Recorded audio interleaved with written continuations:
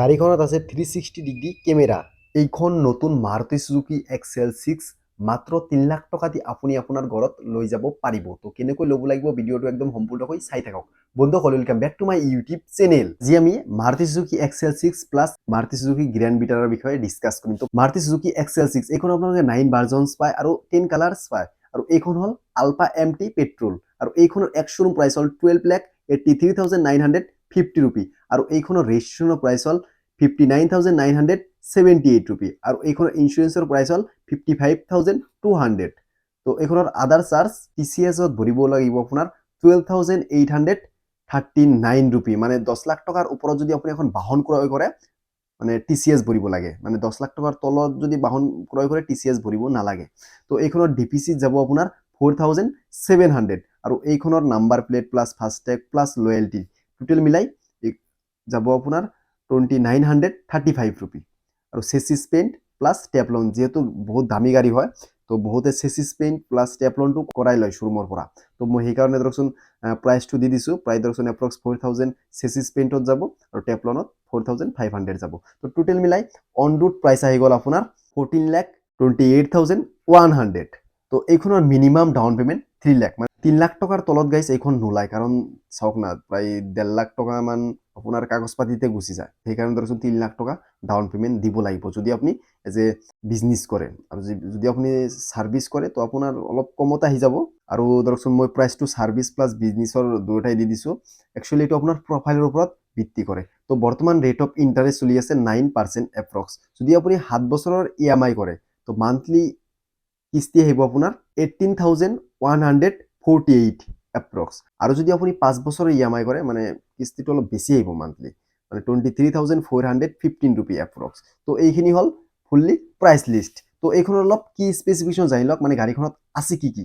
Engine হল 1.5 litre fuel type petrol, mileage হল 18 kmpl, seating capacity 6 seater আৰু এইখনত আপোনালোকে পায় 7 inch touch screen display, 6 speaker, Android Auto, Apple CarPlay মানে স্মাৰ্ট কানেক্টিভিটি প্লাস আপোনালোকে 4 এয়াৰবেগস পায়, central locking, keyless AC, alloy wheel.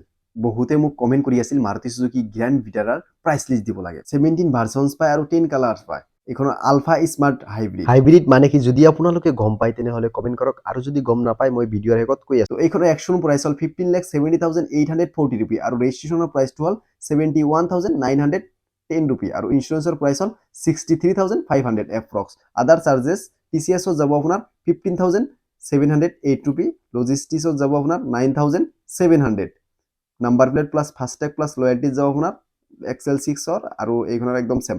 Chassis পেইন্টটো মই ৰাখিছো এইটো কাৰণতে যেহেতু গাড়ীৰ দাম বহুত বেছি মানে বহুতে মানে চেসিস পেইন্টটো লগে লগে কৰাই লয়। তো 4,000 আৰু টেপলনত যাব আপোনাৰ 4,500। তো টোটাল মিলাই গাইজ যোগ কৰি অন ৰোড প্ৰাইস আহি গল 17,43,093 रुपी। মিনিমাম ডাউন পেমেন্ট মানে 3 লাখৰ অলপ ওপৰত দিব লাগিব মানে একদম মিনিমাম ধৰিছো গাইজ মই 3,48,093 रुपी।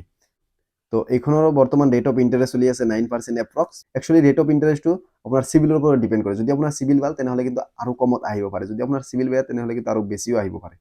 তো সেই কাৰণে ধৰকচোন মই এপ্ৰক্স ৰাখিছো। তো যদি আপুনি 7 ইয়াৰ্ছৰ EMI কৰে তো মান্থলি আপোনাৰ ইনষ্টলমেন্ট আহিব মানে কিস্তি আহিব 22,444 रुपी এপ্ৰক্স। আৰু যদি আপুনি 5 ইয়াৰ্ছৰ EMI কৰে তো আপোনাৰ মান্থলি ইনষ্টলমেন্ট আহিব 28,957 এপ্ৰক্স।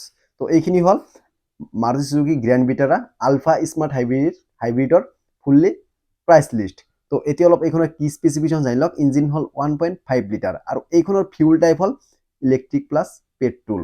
সেই কাৰণে ধৰকচোন নাম হল স্মাৰ্ট হাইব্ৰিড আৰু স্মাৰ্ট হাইব্ৰিডত মাইলেজও বহুত বেছি। গাড়ীখন যেতিয়া ইঞ্জিনত চলিব তেতিয়া বেটাৰী চাৰ্জ হ'ব আৰু যেতিয়া বেটাৰী ফুল চাৰ্জ হ'ব তেতিয়া অটোমেটিক ইঞ্জিন অফ হৈ মানে গাড়ীখন বেটাৰী চলিব। তো সেই কাৰণে ধৰকচোন স্মাৰ্ট হাইব্ৰিড মানে এইখনৰ মাইলেজ প্ৰায় ধৰকচোন আমাৰ 25 মান এপ্ৰক্স পাই যাব।